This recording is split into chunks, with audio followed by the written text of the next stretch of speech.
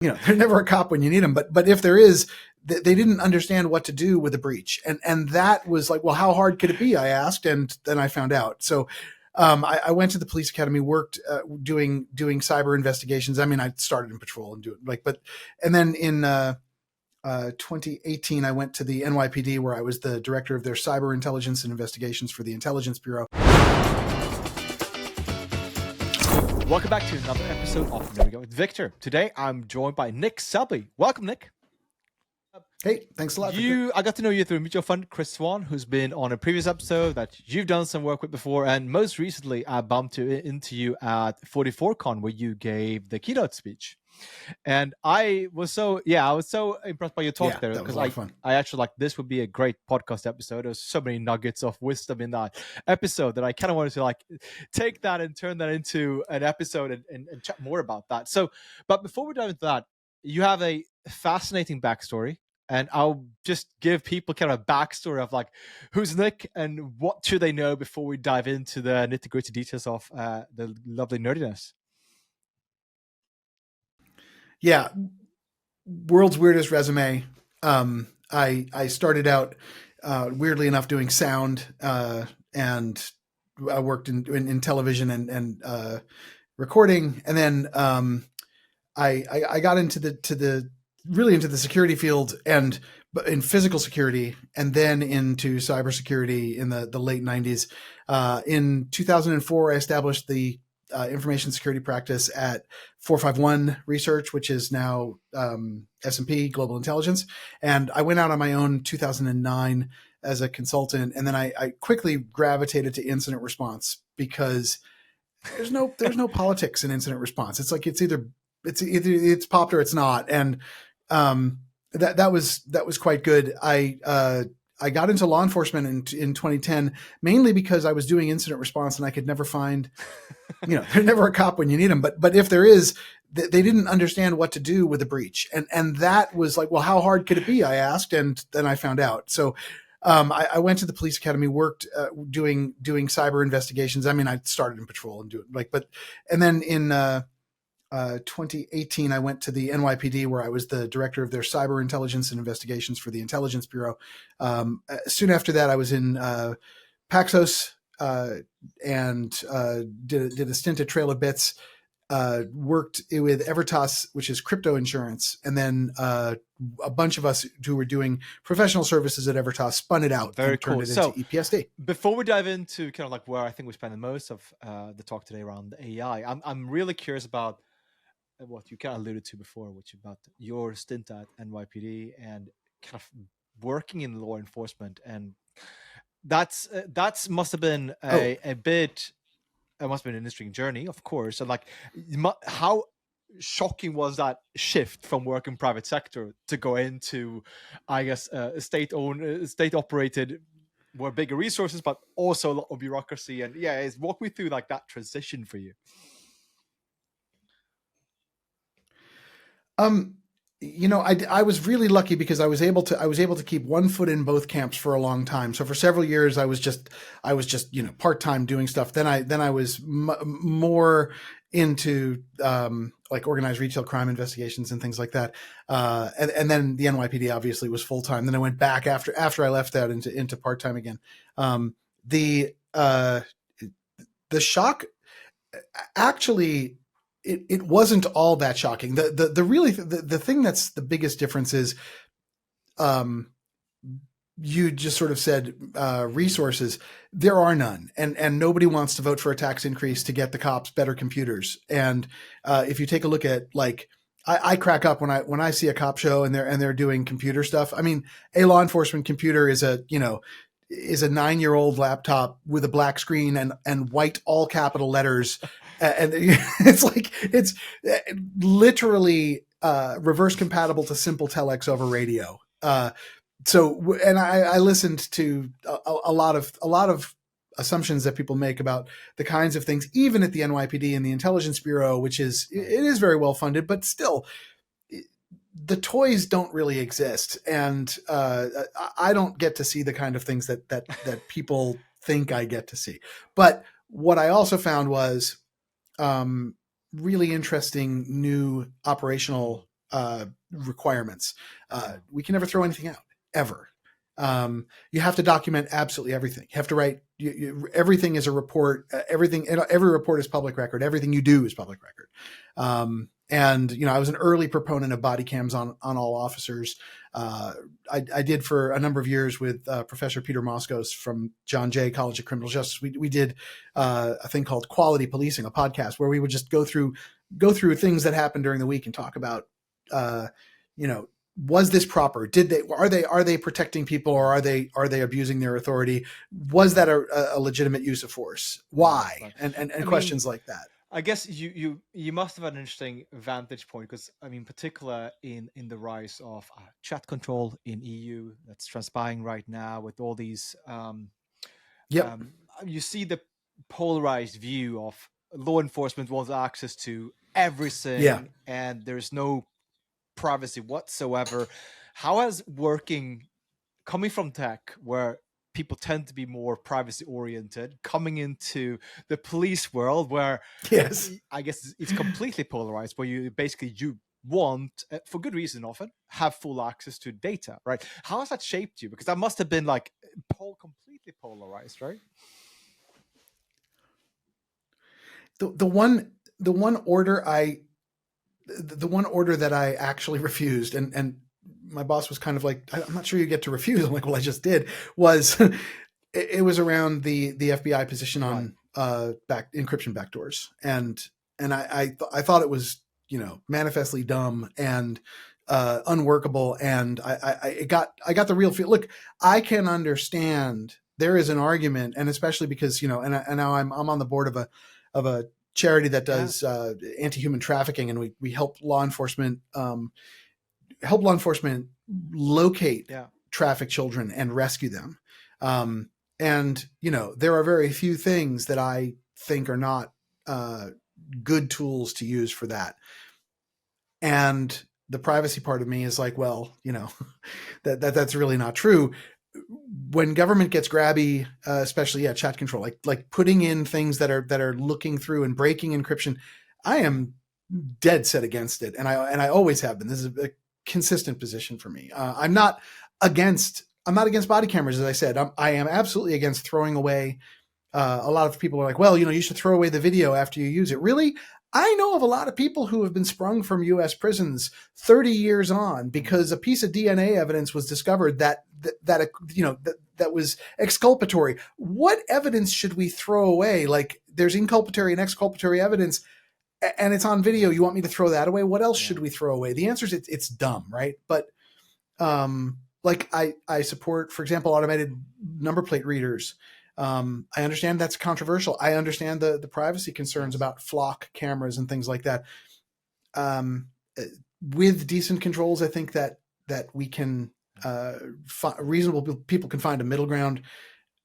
It's very difficult when the public and the police don't share the kind of trust that you would want them to share, and that's that's on both of those sides. It really is. Like, there was a news today that Ring is kind of moving into the same domain as Flock, right? And those are familiar with that's so that law enforcement can essentially access private cameras, all right? And I think the biggest criticism there is that what you hear from people in the tech world is, it's great when there is a level of opt-in and a level of you could access data from this data point in time for this particular reason.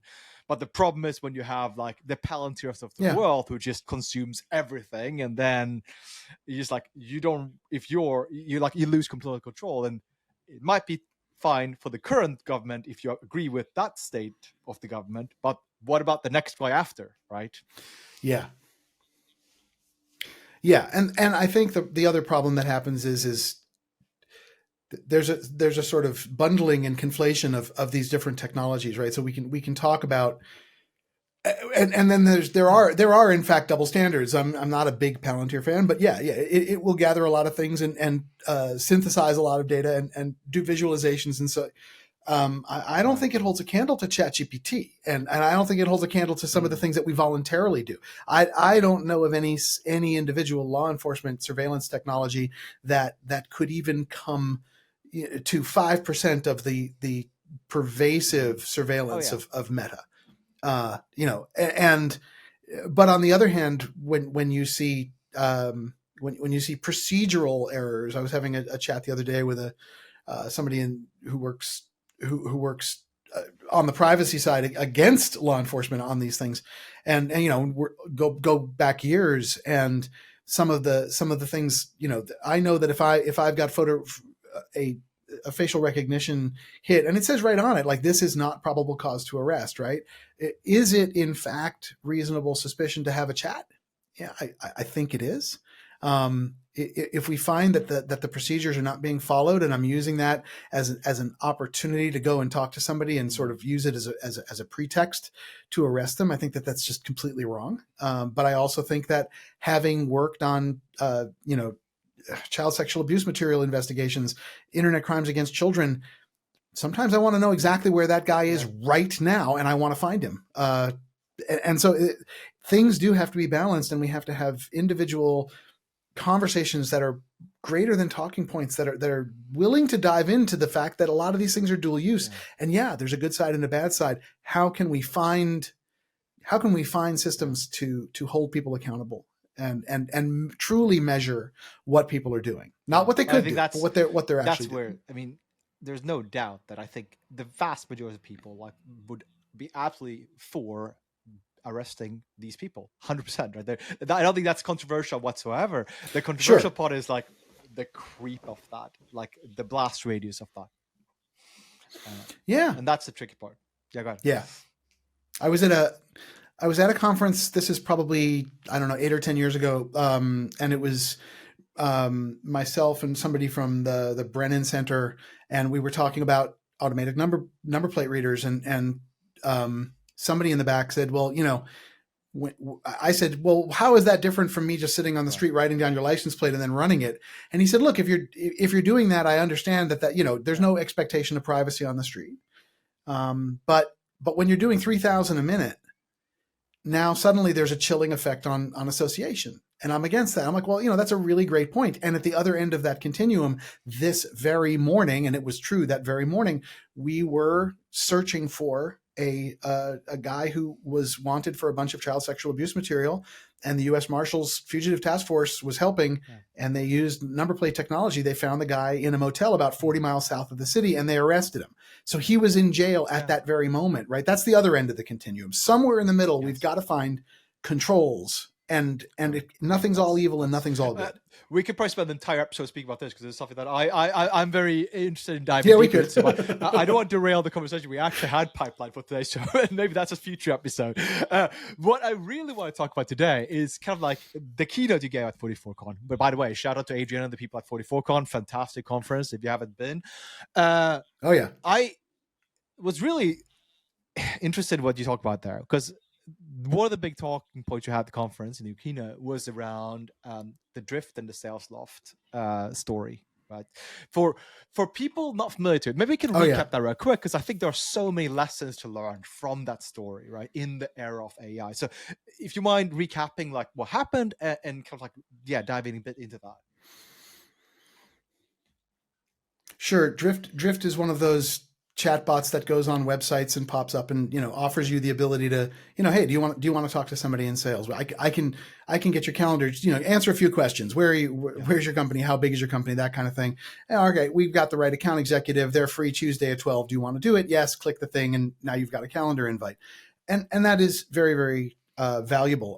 One of our customers said that they got more high intent leads from that than from any other channel. Yes. Now that's super powerful, right? When you think about that, what do you need to connect to that? It's a little bit surprising then that so Drift is owned by a company called SalesLoft. SalesLoft has a couple of these AI tool kinds of things. And they got hit, and they had a pure cyber breach, from what we can tell from the company's public statements, just a pure cyber breach. It was, there was some insufficient authentication and access control. Looks like they didn't have two-factor, or it's unclear whether there was universal or required two-factor. There was clearly, and we can only infer because their communications weren't that great.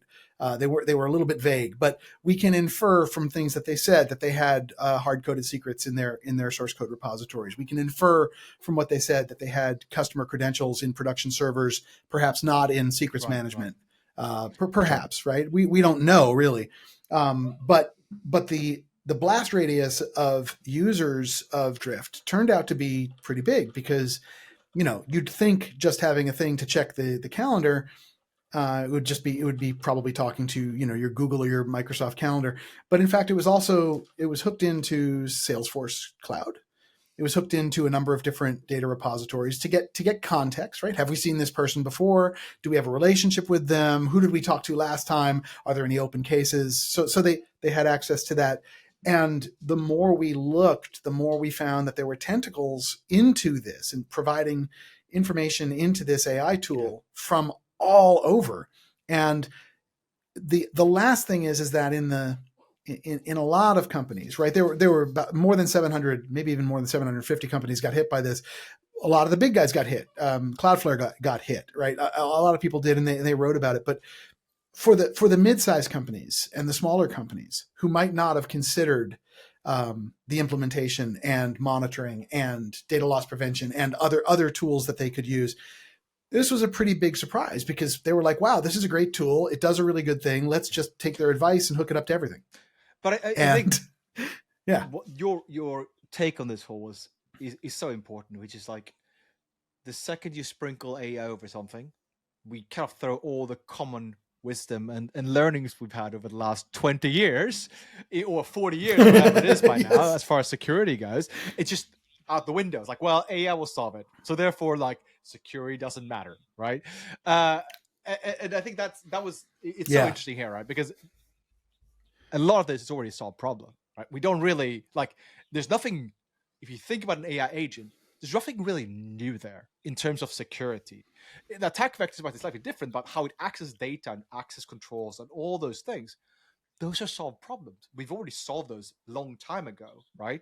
But I'm curious about how you think about that. Like, when you are going into companies today and like working with companies, like, how are you advising them to kind of like think about these AI tools that oftentimes there is top level board mandate to, like, oh, we have to sprinkle AI over everything because AI, otherwise we gotta lose out and whatnot, right? But in terms of like threat modeling and all those things that kind of are part of common best practices, how do you engage that? How are you advising your clients when you're working with them to kind of think about these things, to kind of bring them back into the real world and not like magic fairy dust of AI? Well, all right. So, but we have to begin in the real world, right? So if I have a widget company and I've got some competitors, the chance that one or more of my competitors is not using AI is increasingly low, right? If they are using AI and they are getting the kind of results, remember I said, more high intent leads than any other channel. So there are certain things that AI is doing that in fact is increasing velocity, increasing sales volume, increasing pipeline, and once your competitor is doing it, there is, I mean, real pressure from your board of directors, from your investors. So that is the real world. And it's true that a lot of times the senior executives, the chief executive, might not be entirely familiar with what the benefits are, but they know of some. And the ones that they know of are enough to get them really saying AI the everything. Right. So that's real world, and it's important. I also, Wendy Nather says that she likes to call it software because when you say AI, it tends to enchant and ensorcel people. And it's like, so as soon as you say those letters, people believe that it's doing magical things. I'm going to say that one of the really hard problems that I've had, by the way, I don't really see a lot of sort of AI secure. A lot of the stuff that people talk about with AI security is really kind of it's advanced stuff. And, I'm not suggesting, I'm not poo-pooing it at all. But what I'm saying is most companies are looking to understand how do I do this safely? They're starting kind of on the back foot because they're really not clear. They hear that it's OpenAI or it's Anthropic. These are very big companies with hundreds of millions of dollars in funding. That makes it sound like every other enterprise software company. and it's not, but it sounds like that, right? And so they kind of look at this as an enterprise software purchase, and it's very difficult for them to find. It's really easy to find you people who tell you why you should do it. Very few people to tell you how to do it safely. So the governance is becoming really very important. What we're now recommending for people is like, write down your business goals and the anti-goals. Like, what do you want this thing to do and what do you not want it to do? Let's make sure that actually, the kind of AI that you're talking about is the right thing to do. But like, write down these goals and see how are you going to measure its success? How are you going to know if it's working? And in some cases, like the sales pipeline chatbot, it's really easy. In another one, like, hey, let's turn over some of our customer support to this thing and it'll answer the most commonly asked questions. And you might not know it, but everybody's getting angry, or it might make things up, right? Or it might tell people things that you don't want it to tell them. So it's a little trickier.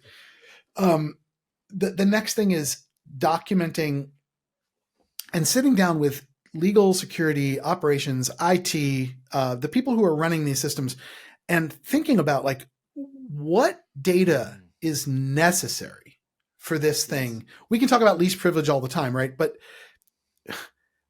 how do we know what data is really necessary, and how do you make the risk reward decisions? Because remember, when you bring this in, there's a few things that can happen with AI.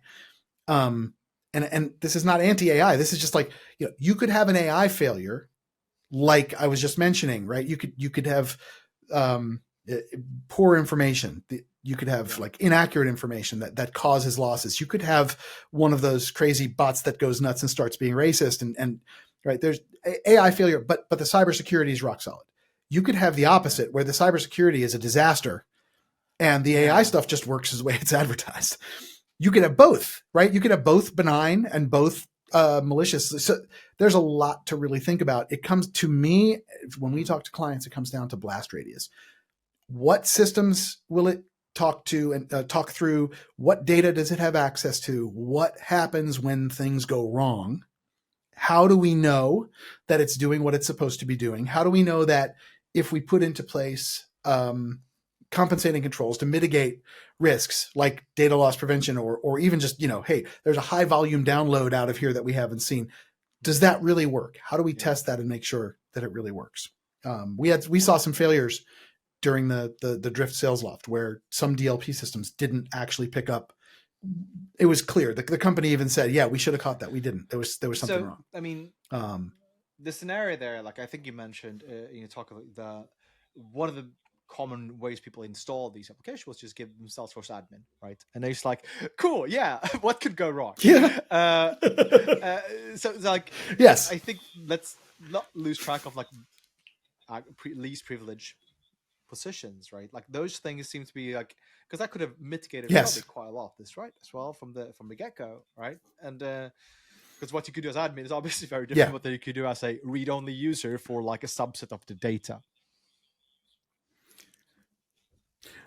But again, something like that, like read only, is really interesting, because if you take a look at what was happening, so the sales loft drift thing was actually a nation state, or like a sophisticated actor attack coming through, and for the sole purpose of stealing credentials to get further access, right? It was a true supply chain attack, and on the way they were just downloading all the data out of connected Salesforce and Google and other implementations. No, but read only didn't help you at all. This is because that's all they were doing. They were only reading. Even more rogue actor, they could have wiped all your Salesforce data in the process.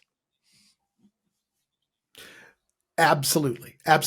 And a lot of times, what we've talked to people, and we're like, you might have escaped. It might not have actually caused the leak of anything that you care about. Yep. Understand that that was attacker's choice, right? You didn't do anything that prevented them. Had they asked for it, they would have gotten it based on the level of extraordinary access that they had. So limiting what it's connected to, how it's connected, the circumstances of it, putting things on. I love Obsidian security, like being able to say, hey, there's a lot more coming out of there, especially if you can get it on both sides, right? It's asking for something, it's getting something that is anomalous. Let's look at that. Let's alarm on that. That's kind of important. On to like MCPs and things around those. I think that's kind of tangential here, but like the joke is the S Yep. in MCP stands for security, right? Yeah. That was So great. when you work with Yes. similar tools like that, like what have you seen with regards to that? Like ease of use, great, but at what cost?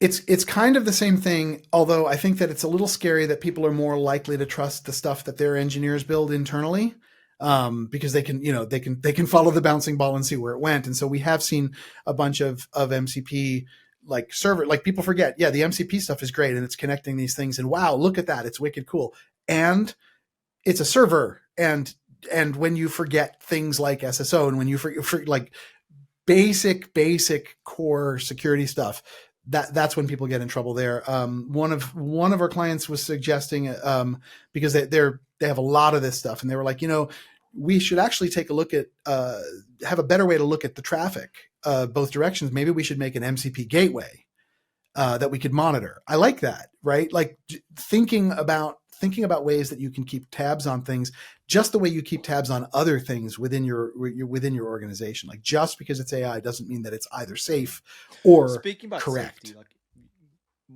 talk a bit about red teaming and AI in general. I'm curious, like you've gone down this rabbit hole a bit, right? Oh yeah, even redefining like a bit of a safety revisionism, I think you called it, right?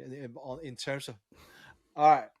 I didn't call it that. That was Heidi Kaloff and the AI Now Institute. But I agree with it totally. And if you we talk at 44Con, there was a lot of people talking about different ways of tricking AI systems to give you stuff that the AI system doesn't want, that the maker doesn't want you to do. Unfortunately, the way the AI companies, and there's a paper on this. I hope you'll link to it. There has been this change of what the words mean. And the best one is red teaming, right? It's like we think of red teaming in the information security world as, you get a bunch of people together and you shake something until you break it, and then you show them how, and then the blue team fixes it, right? Or you have a purple team that's doing both. Really with AI, it's like, let's run a bunch of tests to make sure that this thing won't tell you how to make an IED. And it sounds like, and when they talk about vulnerabilities, when they talk about safety, they're using it in completely different contexts. I talked about this at 44Con, where I asked Claude, the Anthropic LLM, right? I asked it to talk to me about red teaming in the Anthropic context, and it said, "Well, I really don't know anything about that." I'm like, "Wait a minute, what?" And it sent me to their documentation, and in their documentation was exactly all of this stuff, right? And even if you get through all of the security stuff, so like what I guess the main thing that we're warning people is, don't let the words, don't just hear the words and assume that you know what the words mean.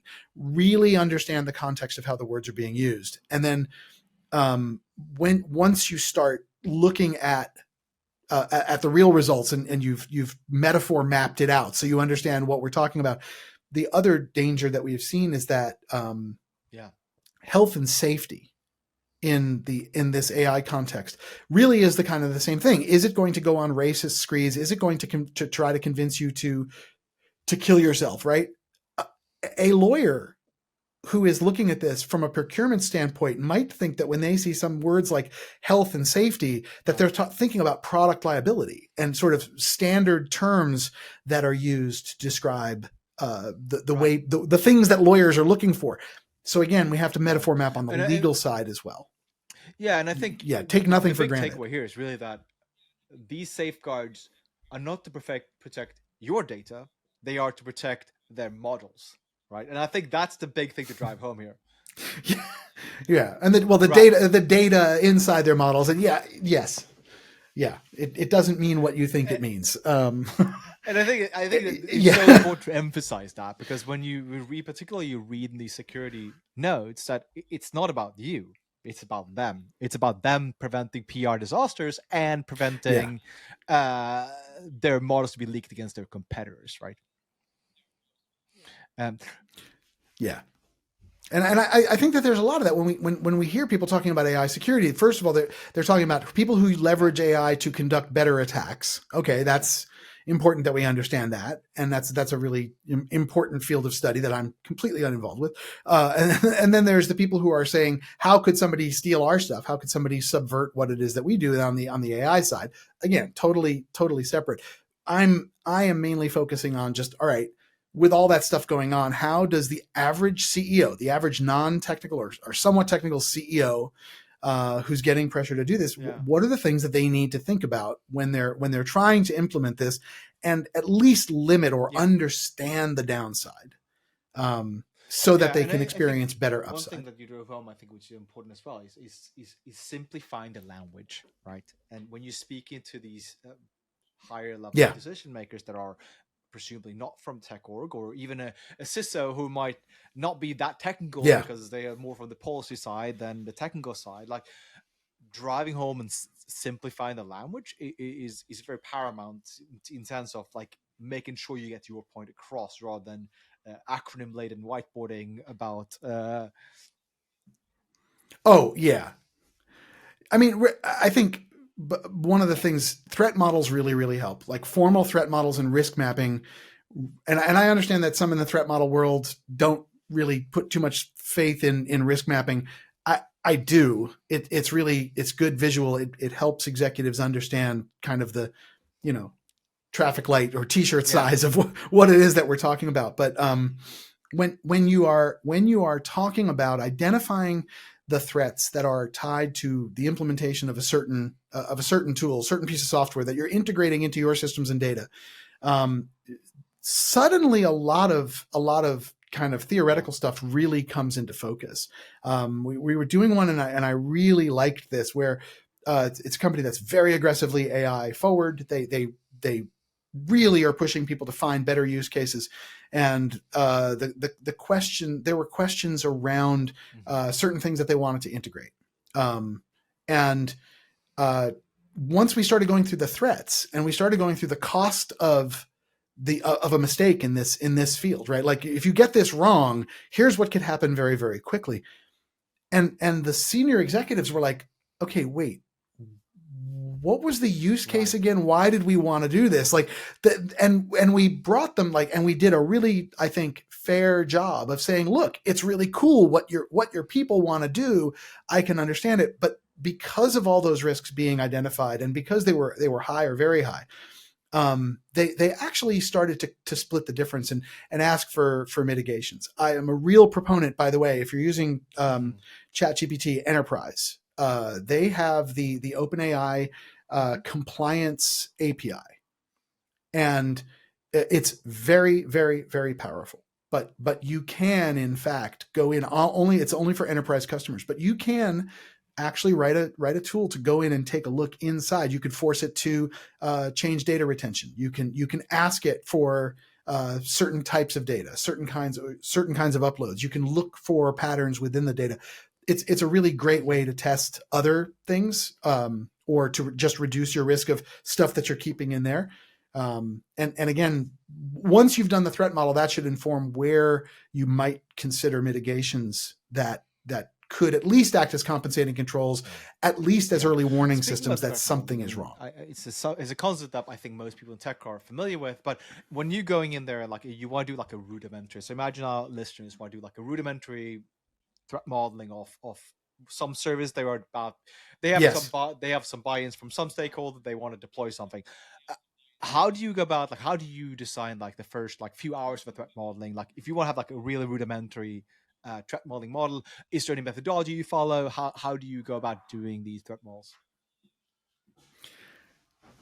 It's funny because Adam Shostak he made it so easy, and we actually sent several of our folks to Adam's classes in Barcelona, and I really like that. What are we working on? What can go wrong? How do we know if we did a good job? Like, these the really basic questions when you think about it, it's like, what is this thing connected to?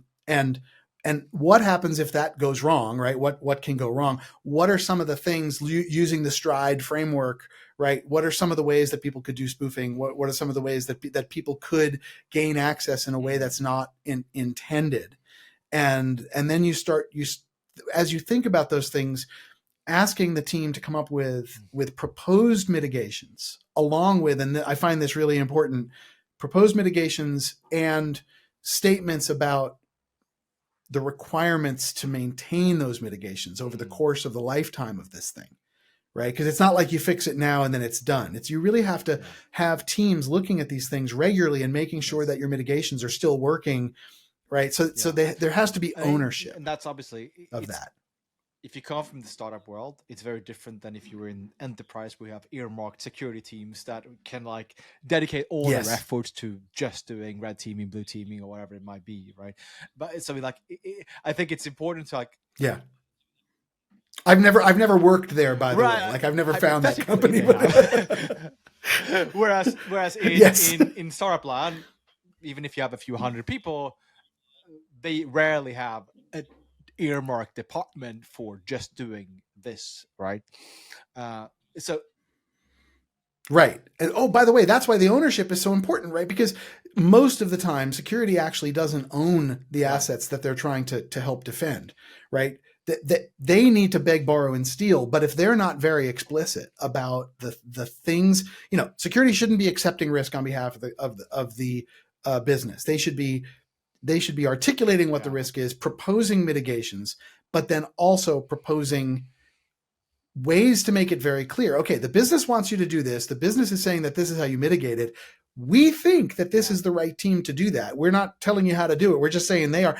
Yeah. We will audit it when they're done. We will create the security requirements before they start. But this isn't on the information security team because we can't make those changes. Right. And so being really explicit about that. This is so much bigger, right? Because to me, security is not a job function. It's a culture function, right? Security must be like, must be drilled in at every level. It's not like, it's not one person's responsibility to do security, because that's a surefire way to fail at security, right? Yes. By the way, there are many others, but yes, that is one good, absolutely. one surefire way. To me, one of the things, one of my pet peeves, one of my issues I have in the industry is an over index on compliance frameworks like SOC 2 and ISO, right? And it's just like, and I'm sure we've both seen so many spectacular failures when it comes to common sense security conducted by companies that have all these badges. Right. And they're like, cool. How did this happen? Oh, well, it happened because most of these frameworks are documentation exercises, not actually really cultural changes in the companies, right? Documentation is important, but no, and we agree. Like it's just that it's not everything, and it is very possible to get a SOC 2 and with judicious setting of scope and and depth, you can end up putting lipstick on a pig. You really can. I do think that part of the problem is the way we conduct third-party risk is still not very good, and based on the spreadsheet rodeo, and it's been like that for years. Now that we start to see what I really like is the trust centers that we're starting to see with vendors like Vanta, SecurityPal, like vendors who are giving better visibility into, right, here's our documentation, you can download it. Here's our policies, you can download that. Here's a real-time look at what our company is doing right now. If you take a look at the Trust Center for Sublime Security, right, I think it's trust.sublime.security. And it's really nice because you can start to get a sense of what it is that they're saying that they have, which is great because now you can ask the questions that are left out without having just to look at a spreadsheet. I wrote a blog post a few weeks ago about so in Screenly, my company, we do signage, right? And the op-ed piece there was about signage players being completely out of scope. So like all these guys are SOC 2 ISO compliant competitors, but then you actually start to poke a bit at that, and it's like, wait, you're running an EOL Android device and you're still compliant? And this is when you realize, like, wait, that's where you realize it's out of scope, right? SOC 2 is basically it's judging you against your own policies, right? And so you can have a dumb policy, and if you're compliant with it, you're good. Like, it's really, it doesn't, particularly for IoT, it doesn't actually include IoT devices, right? So you could be like an IoT vendor and this Yeah. thing, the thing that you sell, is not in scope for the compliance framework. Yeah. Right. There, Right. you're talking about your Like corporate we use network is very VPNs. nice and serenely secure. Right. But this thing that we just sold you that you That's kind of my Yes. pet peeve with this. Like, Yeah. why are we indexing so much on like security tick box, but actually it's a culture thing inside the company? Do we actually care about this stuff, right? And for me, that's so important, right? Yeah. But I'm sorry, I just want to add one thing. Like you can tell the companies that really care about this. I mean, when you run across them, I just mentioned Sublime. By the way, I should mention I never ever get referral fees. I'm not like I've mentioned a couple of product names. I've never get referral fees. Right. It's something that I've never done. So when I say it's just because I think it's good. When you talk to a company that's truly squared away, and you take a look at what it is that they do, yeah, the risks are there. The impact of the risk is still as high as it would be, right? But the likelihood is just continually reduced based on the program that they have, and it becomes easier to see once you've asked the right questions, not just give me your SOC 2. You are an American who relocated to Europe, so now that you are based in Europe, you are probably been a lot more exposed to CRA, which is on the horizon. Speaking about holding vendors kind of accountable to what they're actually selling, what's your take on this? Like, how do you see this shaping the industry?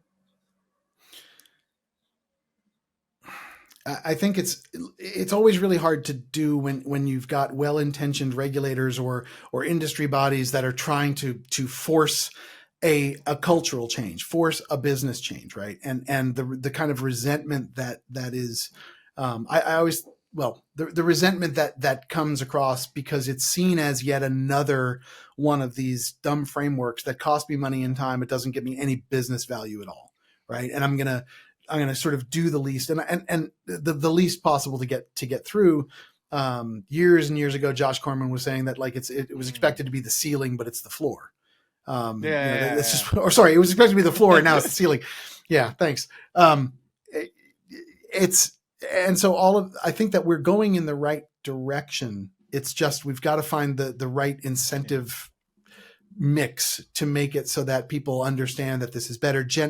There's a number of different articles out there right now about this very thing, and Chris Swan just did a very good webinar about this. I mean, for me, this really comes down to that security is a market failure.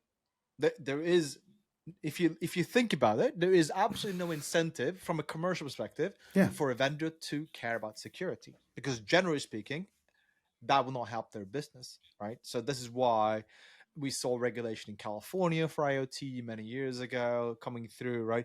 But generally speaking, I'm not a fan of heavy-handed regulation. However, I'm a big fan of, maybe there are issues with CRA, but the gist of CRA, I'm a big fan of, because without this, it will never change. Yeah. So we need change. Yeah. I mean, even I think GDPR drives many people crazy. On the consumer and on the producer side, it's very, very complex, and there's so many ways to go wrong. And when you get wrong, it's just really a beating. And if you look at all the goals of it was incredibly laudable. It's really around the human right of controlling your data. How do you do that correctly out of the gate? You know what is it? 6 years in, 8 years in, they're not doing so badly. If we could reduce some of the, if we could only remove the cookie cut, some of the burdens, remove the cookie banners, and then we would have a good law. Yeah. Well, it's not even the cookie banners. It's like, I do like, for example, I like the idea that you've got a set number of hours once you determine that you've got a data breach to figure it out and let people know that they could be in danger. I like that. I've never heard of them not extending. If you go to the commissions and say like, hey, we just had a breach. We're trying to get our arms around this. We're not going to have it done. I will update you in 24 hours about what our progress is. We're going to do this as fast as possible. They're like, yeah, that's fine. That's consistent. And so I kind of, I wish it could be simplified and fast tracked a little bit. Because it's also, by the way, ask a lawyer and a business person and an operations technology person to sit there and talk about, is X PII covered by GDPR? You'll get 5 different answers, and then they'll start arguing, because it's really hard. UID is a PIID. Right? Yeah, there you go. An obfuscated IP address. Well, what's the business use case? Oh, God. All right. I mean, for me, there are some good things. We all see how when the dust settles, how CRA will help us. But I mean, for me, there's a big focus on SBOMs in CRA, right? And that's one of the things that I am a big proponent of. Not because I think SBOMs are exciting per se, but they're a litmus test if you know what you're doing as a supply chain provider. I mean, I'm so happy that you say that, because yes, it is, and it's funny because like when I ask for an SBOM, and it's not often, but when I say to a vendor like I need to see your SBOM, we've just started negotiating at that moment, because the time it takes you to turn around and give it to me is something that I notice. And it is very clear the people who can push a button and say here versus, oh, okay, I'm going to get back to you after I have 5 stand-ups and get all the different teams together and we're going to cobble it together and maybe see if GitHub can help us out. It's not even yeah. We all know that people have been in the SBOM world for a while. The quality will vary, but the fact that you can at least generate something speaks volume to your supply chain security. Yes. Because if you cannot, that should be a very big red flag. I mean, 100%. And we're having conversations about this around sell side and buy side due diligence. It always surprises me that this doesn't come up. Like, it seems to be sort of tacked on to the end of due diligence conversations, right? But there's a lot of rich. It's a target rich environment to go into a company that wants to be acquired and start looking at the way they do things and how much will it cost to do this in a sane way. And I mean, it's a very important thing. I can't say that it's taken off and we see much more of that. I really can't in terms of in acquisition due diligence. But I mean, I know it seems like a pretty rich hunting who've been in acquisition discussions where SBOM's been part of that equation. So that it is happening, right? Yeah. Yes. Oh, yeah. I was actually speaking a little bit beyond SBOM, and especially when you start getting into like what's your secret sauce, what's the thing that you do that's most important. Like, let's dig into how you are delivering that, and let's walk me through your entire CI. Those kinds of questions are really quite revealing. I'm excited about, and getting more and more excited about, is on the procurement side and using SBOMs for the procurement side of things in terms of like. Third-party risk management platforms have been around for ages, and anybody who had the unfortunate luck to sit and work with any of them know that they are a pain in the ass to work with. All of the one you've exposed and work with, and they're essentially glorified Google Forms, right? Most of them, and 90% of this stuff, well, not 90%, but a lot of it could probably be automated with just SBOMs, which is kind of a big part of it, at least. Yeah, you're reminding me of, this is orthogonal to that, but one of the biggest things that I am a proponent of, every CISO I know has suffered from this, including me. Third-party risk management inside an organization, there's kind of a predictable life cycle. It's like somebody wants to get something, they get, Gartner reports and in-flight magazines, and they make their list of 5, and then they come down to a list of 3, then they get to the part of a list of 2, and they want to do a bake off. And at that point is when people start to get a little bit serious about it. And by the time the security team is read into this, the decision's really already been made. The business decision of this is the tool that we want has really already been made without the benefit of that for the procurement side. So I think that's key. And also on the, like, if you are talking to your customer and your customer is sending you that spreadsheet from hell, this is the biggest burden, I think, to CISOs. You typically get a spreadsheet with 80 to 300 questions. And probably 30% of them are actually hardcore information security questions. And a lot of them are engineering questions, operations questions, SRE questions. They're how do you put stuff together? But most companies throw this at the CISO organization because, it's security. There's stuff in there about firewalls, so it must be you. And so you end up with your team spending, all this time getting training and getting experience, and then they become spreadsheet jockeys. And if you do the analysis of the pipeline that they're unlocking and the kind of the work that goes into it, they're spending an awful lot of their time doing that. I have encouraged CISOs to bump that out to the sales organization. That's a sales process. Yeah. That's a sales supporting thing. It's not information security. New compliance tool now called Delve, and actually one of the cool things they do, and one of the reasons why we got really kind of hooked on it, was they obviously have all your compliance documents, so your SOC 2, ISO, FED, like, or whatever it may be, right? So they have all those documents, but then they have a really cool thing, which is like when you get that dump of 300 questions, they have a tool that allows you to enter the question and answer the question based on your documents. I've heard this threatened before by other vendors, and they've never actually shown me it working. If you know of it, if Valve is doing it, I am yet let me know. I want to check it out because we're still in the process of migrating to them. But see, Vanta cannot do this. As far as I'm aware, like they cannot do this. Yeah, Vanta cannot do this, but what Vanta can do is make it super simple for. And again, I don't get any money from Vanta, but Vanta and Vanta like things, right? Suck stuff out of OS query, put it into a database, mix it up with the questions that it's supposed to be tied to, give it to somebody, right? They're really, really cool. If you've got that, your trust center can take care of all of the sort of low level customers. Here, all the answers to your questions that are reasonably asked are right there. If you're most of the time during audit, that's when it's really valuable. Instead of having to run around begging people, please, sir, may I have a screenshot? You just give your auditors the login and they can go and check the information that they want. Yes, screenshots. With a timestamp. Like, because that can be faked. Yeah. Yes, I'm holding up today's newspaper and here's and the one thing that I really thought was cool in the Vanta Trust Center is that if you go out of compliance, it's not going to turn the thing red. It's just going to take it off. It's just going to take it off the list until you fix it.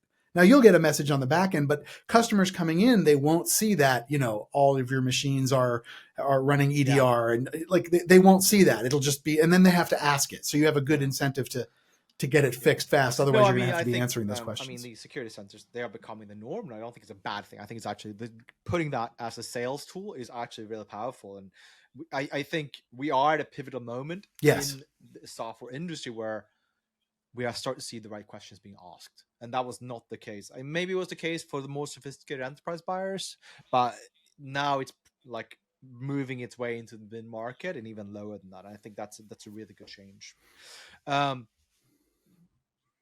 And it's something that you said, right? It's like you're buying an IoT device. Security is this big mystery, and it really shouldn't be, right? Security should be an expectation. If you believe that security should be an expectation, then these trust centers that we're talking about and that ability for a customer to see exactly what's inside the tin, they're super important, and they are sales functions, and they should be intimately integrated with the sales overlaying lifecycle. Security as a culture that spans sales and engineering, right? Yes, and if you can show that, we do care about it. Here's how much we care about it. Exactly. We knew that you'd ask that, and here's the answers in plain English with color coding. And I mean, I think that's a real advance, and now we just have to make it more ubiquitous. Nick, we're almost running out of time here. Before we wrap up for today, I do want to honor your time limits today. And is there anything you want to do shout outs about, things where people can learn more about you, or things you are excited about that you want to share with the viewers before you wrap up today? No, I mean, you and I have talked a little bit about security communications, breach communications, and we work closely with Melanie Ensign, and I just love the way she frames the world. And recently we've had a couple of let's just say less than overly disclosing posts about things, and when you don't disclose the the details of how something happened, right? And I think you and I talked about this, like there is a big difference for me as a user of your product to know that, a rogue privileged insider who was very upset about something, stole some credentials and did something, right? It's not a great look, but at least that's a little bit different in terms of how I'm thinking of whether this truly affects me than there were all these vulnerabilities and total strangers came in over the public internet and popped them open and stole everything that they had. And then they went on and knocked out, right? So now